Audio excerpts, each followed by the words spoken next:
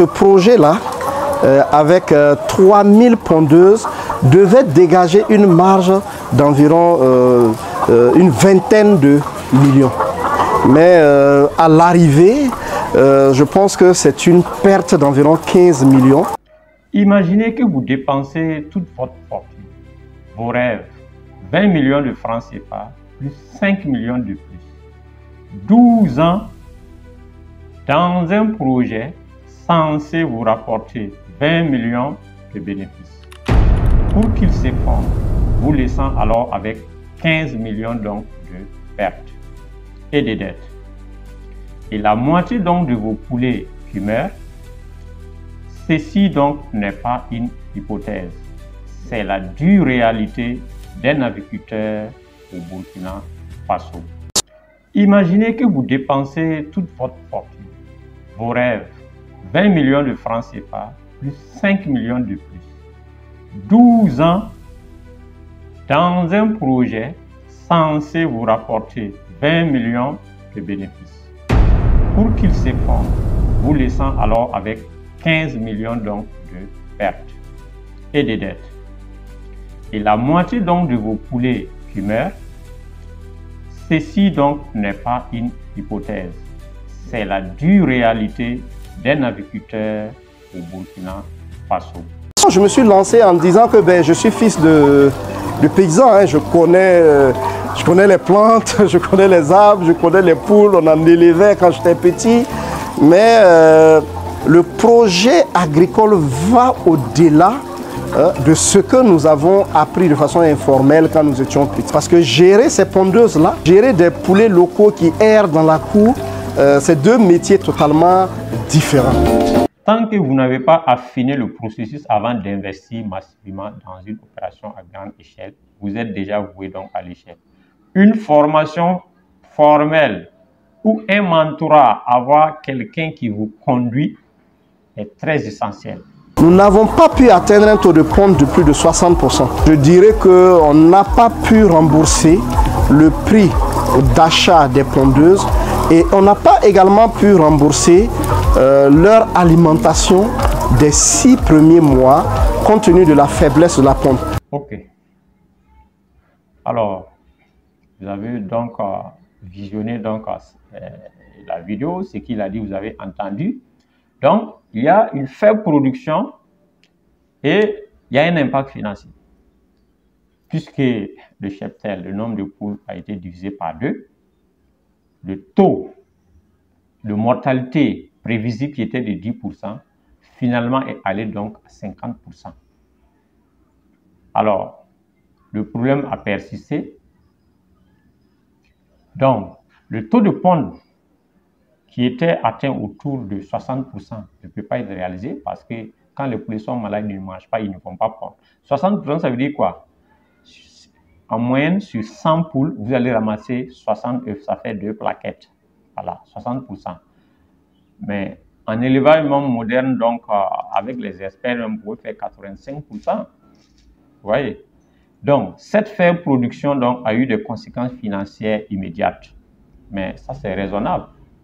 Puisque tu ne peux pas rembourser le coût des poules, ni donc l'alimentation pendant les 6 premiers mois. Vous voyez?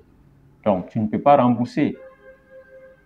Donc, si tu devais avoir 3000 poulets et que tu as 1500, ça veut dire qu'il y a 1500 poules qui sont mortes, qui ne peuvent plus pondre. Donc, du coup, si sur 1000 femelles, tu peux avoir, disons en moyenne, 20 plaquettes, sur 1500, ça va faire 15 plaquettes multipliées donc par, prenons 2000. Donc, 2000 fois 10, ça fait 20 000. 20 000 plus 1500, 20 000 plus 10 000, ça fait 30 000 francs jour que tu perds chaque jour parce que les poulets sont morts. Donc, les engagements que vous avez pris, si par exemple, c'est un prêt que vous avez pris à la caisse, à la banque ou bien auprès de votre oncle, ici, là, vous allez rembourser ça comment? C'est difficile, vous ne pouvez pas rembourser. Et si vous n'avez pas de la liquidité, de l'argent à côté pour continuer votre élevage, vous allez vous retrouver bloqué comme la plupart donc, des éleveurs. Et vous voyez, les fermes sont vides parce qu'il y a eu de la perte. Et il n'y a pas eu donc cet effet donc, de levier pour continuer donc l'élevage malgré que la personne a beaucoup donc d'expérience. Donc le projet s'est retrouvé financièrement sous l'eau presque instantanément. Donc le remboursement est devenu difficile et à 6 mois, les poules n'ont pas assez conduit et pour les conduire donc, à la suite même souvent c'est difficile. Donc il y a eu donc faible taux de ponte et les poules n'ont pas pondu beaucoup. Ce qui va réduire donc le revenu parce que s'ils pondaient beaucoup, on va vendre ses œufs, avoir plus. Et par la suite, ça va rendre impossible la couverture des coûts variables. Ici, les coûts variables ici, donc il faut savoir qu'il y a la notion de coût fixe, coût variable. Le coût fixe, c'est le bâtiment, si c'est loué chaque mois ou bien c'est amorti, chaque mois il y a une somme qui est fixe. S'il y a un employé qui est là, donc tu le paies chaque mois et le prix est fixé. Mais si par exemple l'électricité, ça va changer, les vaccins et autres, ça va changer d'un jour à l'autre. Le prix de l'aliment du maïs, souvent ça monte, souvent ça descend. Donc c'est cher, tu ne peux pas faire face à l'alimentation. Ouais. Et l'alimentation, c'est une charge qui est variable. Et ça couvre à peu près 60 à 70%. Vous voyez, donc dans l'élevage. Donc si là-bas vous avez des problèmes, c'est que vous allez voir que pour le reste, ça sera vraiment difficile. Donc, il faut surveiller quotidiennement donc, les performances donc, de ponte. Rechercher immédiatement les causes potentielles d'une faible production. Quand il y a une chute de ponte, quand les poules ne pondent pas, il faut chercher à savoir qu'est-ce qui fait que c'est comme ça. Et puis diagnostiquer, trouver vite une solution. Les maladies aussi, les stress, il faut savoir faire face avec un vétérinaire conseiller. Les facteurs environnementaux, là où la ferme est implantée, il faut veiller à ce que ça soit accessible, que ça soit vraiment un bon endroit, un bon climat. Si possible, s'il y a des arbres là-bas qui ne soient pas fruitiers. Parce que si c'est fruitier, les oiseaux vont venir s'asseoir dessus. Après, ça devient donc un problème. Nous ne baissons pas les bras, nous ne décourageons pas. On sait que dans le domaine agricole, il y a de l'apprentissage. Et je pense que nous sommes dans une phase d'apprentissage. Même si cette phase-là est assez douloureuse, vu l'importance des pertes. Plusieurs personnes m'avaient dit de commencer petit. Mais j'avais tellement d'ambition sur cette ferme-là que je m'étais dit que j'allais quand même commencer à 3000 et que j'allais pouvoir m'entourer des compétences nécessaires pour ne pas échouer. Notre grand entrepreneur, donc éleveur, était à un stade où il était chez les parents qui élevaient quelques poulets, 2 poulets, 3 poulets, et il avait cette nostalgie, il a grandi avec ça. Et il a voulu donc faire l'élevage de façon informelle. Donc, en ignorant donc les conseils, parce qu'il a dit que beaucoup de gens lui ont conseillé. Les gens lui ont dit de ne pas mettre 3000 poulets, de commencer petit. Il a dit que non, lui, il veut commencer avec beaucoup de poulets, 3000 poulets, et que quand il va commencer, il va s'entourer des gens d'expérience qui vont venir l'aider. Quand l'être humain, tu peux l'appeler puis il ne vient pas au rendez-vous. Et souvent, c'est comment est-ce que tu l'appelles. Si par exemple, c'est quelqu'un qui est vraiment rompu donc dans l'élevage, c'est un très bon vétérinaire, si tu le payes bien, tu fais un très bon contrat avec lui en cas de perte. Comment on fait? En cas de gain, comment est-ce qu'on fait? Par exemple, je vous donne l'exemple d'un jeune agriculteur. Ce que lui, il a fait, c'est quoi? Il investit donc dans l'élevage, il peut mettre 1000 poulets. Maintenant, après, mais c'est lui qui fait les dépenses. S'il dépense, après, il a un basse-courrier, mais dès qu'ils enlèvent les dépenses, si le bénéfice c'est 400 000, il divise en deux, il a 200 000, le basse-courrier a 200 000. Et ce basse-courrier, c'est un basse-courrier qui est très motivé, qui a pris son affaire comme si c'était pour lui. Et il a intérêt parce qu'il gagne 200 000, et le propriétaire gagne 200 000. Voyez. Et là, dites-moi en commentaire, est-ce que vous êtes prêt à faire ça? Vous avez quelqu'un qui travaille dans votre ferme, vous avez 400 000 francs de bénéfice, vous divisez en deux. Lui, il a 200 000, vous avez 200 000. En cas de perte aussi, vous devez lui dire, les 200 000 qu'il prend, il ne doit pas tout consommer. il doit garder une partie. En cas de perte aussi, vous allez diviser les pertes. Vous voyez, ça c'est il fait et puis ça marche sans problème. Mais souvent, vous voyez des gens qui ont l'air ferme. Le basculaire est là, on le paye 10 000.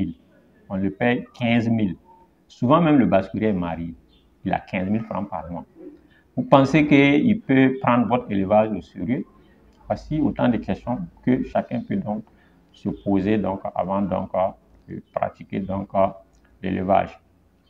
Alors, son ambition lui a poussé à commencer avec 3 000 parce qu'il était ambitieux. Sûrement qu'il a calculé les bénéfices. Il s'est dit que l'élevage, les poulets, c'est facile. Sur 1000 poulets, 2000, 3000, il a multiplié, il a vu qu'il y a beaucoup d'intérêt dedans et il s'est lancé. Malheureusement, ça ne s'est pas bien produit. Voilà. L'autre chose que je veux dire aussi, c'est que quand vous voyez quelqu'un qui investit dans 3000 poulets, vous devez être autour de 40 millions. Ça veut dire que ce n'est pas un pauvre. C'est pour cela, chaque fois, on dit que l'élevage, ce n'est pas fait pour les pauvres. L'élevage qui est fait pour les pauvres, c'est l'élevage de 10 poulets, 20 poulets à la maison.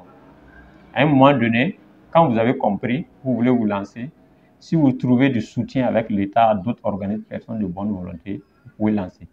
Mais quand vous prenez votre temps, vous patientez, vous travaillez, vous vous formez petit à petit, au fil des années, vous pouvez réussir. Mais ce n'est pas du jour au lendemain, comme certains vous disent. Hein? Vous levez aujourd'hui en un an, vous devenez millionnaire en élevage. Ça, ce n'est pas vrai. C'est juste donc de la publicité. Notre agriculteur a pensé bien faire, sûrement qu'il est compétent. C'est quelqu'un de très résilient. Le monsieur, il sourit comme s'il n'a pas perdu des millions. Vous comprenez?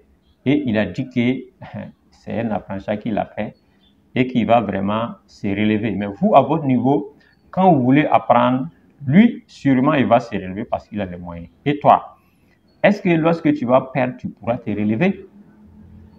Ça, c'est une question qu'il faut te poser. Et voilà pourquoi, à la fin, lui-même, il conseille donc de commencer petit. Et c'est ce que j'ai l'habitude de dire, de se former donc en grandissant. Comprendre que l'agriculture commerciale requiert des compétences spécialisées. Ça, c'est une vérité de fait. Tout métier demande compétences. Commencer petit. Acquérir une expérience pratique. Constituer une équipe compétence autour de soi. Voici l'un ou quelques clés donc, de cette agriculture. Heureusement, ça n'a pas été le cas. Donc, le principal conseil que je fais, c'est de commencer petit.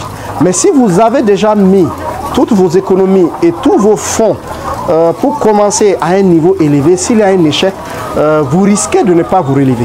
Quelle est alors la leçon durement donc gagnée, dégagée à la suite de tout cela? Sa leçon ultime, et ça doit être gravé donc en pierre pour tous ceux qui font l'élevage, l'agriculture et l'entrepreneuriat. Si vous investissez tous vos fonds à un niveau élevé dès le départ, un échec risque de vous empêcher de vous rétablir un jour.